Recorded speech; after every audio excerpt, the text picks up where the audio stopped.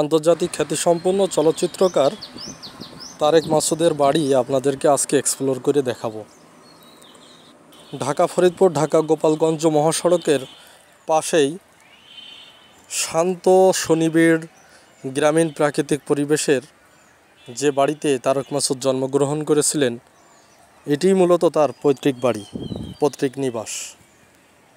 এই পথ ধরে 100 হাত সামনে এগিয়ে গেলেই তার পৈতৃক বাড়ি আপনারা দেখতে পারবেন। বাড়ির দুপাশে দুইটি সমাধি নির্মাণ করা আছে।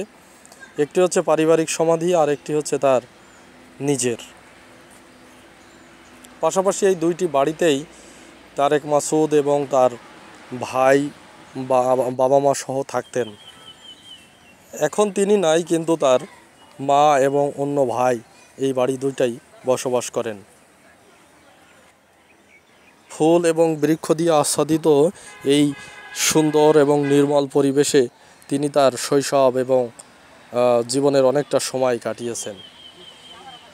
6 ডিসেম্বর 1956 সাল তিনি এখানে জন্মগ্রহণ করেন এবং 13 আগস্ট 2011 সাল তিনি মানিকগঞ্জের ঘিওরে সড়ক দুর্ঘটনায় প্রাণ হারান।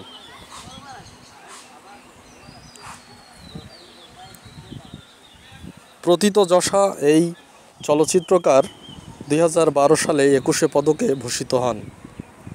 ব্যক্তিজীবনে তিনি বিবাহ করেন ক্যাথরিন মাসুদকে।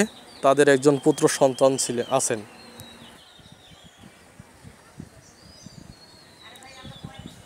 এটির অবস্থান হচ্ছে ফরিদপুর জেলার ভাঙ্গা থানার নূরপুরে। এখানে টাইলসের কাজ করায় এই সমাধিতে চিরনিদ্রায় শায়িত আছেন তারেক মাসুদ।